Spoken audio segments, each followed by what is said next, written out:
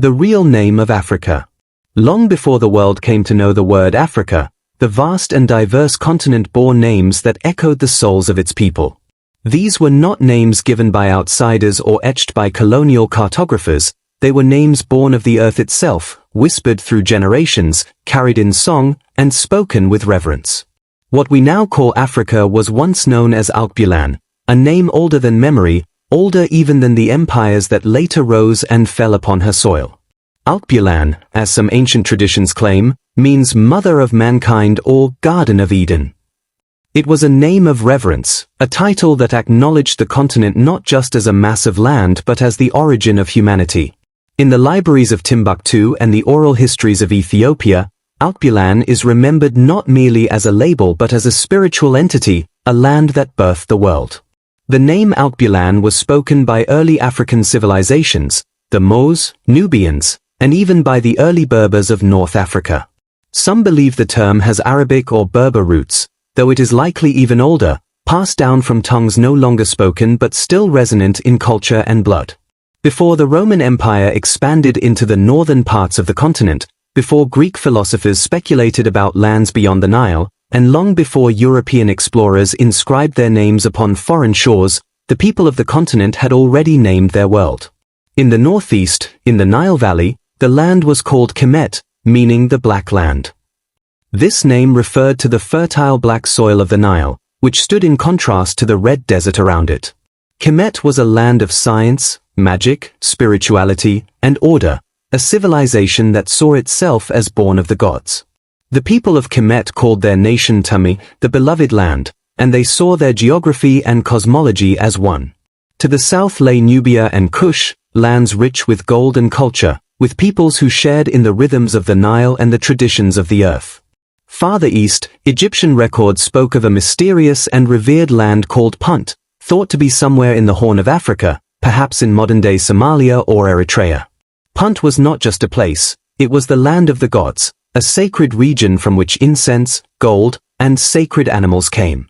The Greeks would later call many of these lands Ethiopia, which in their tongue meant land of burnt faces, an early and unmistakable acknowledgement of the people's skin. But they were seeing only the edges of a grander tapestry. To the people living in the heart of the continent, the land was not Africa. It was the world, the home, the center of life. The Mali Empire, the kingdoms of Ghana and Songhai, the civilizations of the Congo and Great Zimbabwe, they all named their lands after rivers, ancestors, gods, and spirits. They had no need for a continental name, because their world was already whole. So how did the name Africa come to dominate maps, textbooks, and global consciousness? The answer lies, as it so often does, in conquest. After Rome defeated Carthage in the Punic Wars in the 2nd century BCE, they established a province they called Africa, possibly named after a local tribe known as the Afri. Some scholars suggest the word Africa may derive from the Latin word aprica, meaning sunny, or from the Greek Afrike, meaning without cold. Others trace it to the Phoenician root afar, meaning dust, or to the ancient Egyptian afruike, which may have meant to turn toward the opening of the ka, referring to a soul's rebirth or spiritual energy. Whatever its linguistic origin, one thing is certain: Africa, as a name, was not born of the land, it was imposed upon it.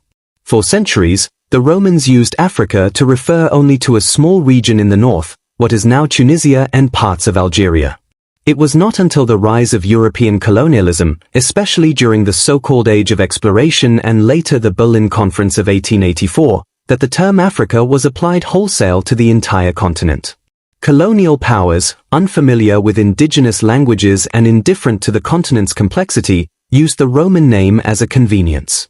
And so, Africa, once a word for a small Roman province, was stretched across deserts, rivers, and rainforests, stamped on borders drawn with rulers and ink, borders that had little to do with the people who lived there. The name spread globally, taught in schools, written into treaties, printed on passports. Yet, beneath this imposed identity, the old names remained. In the east, the Swahili coast was known as Azania. Greek and Roman sailors recorded the term as they traded along the shores of what is now Kenya and Tanzania. Azania, like Alkebulan, was more than a geographical label, it was a cultural memory.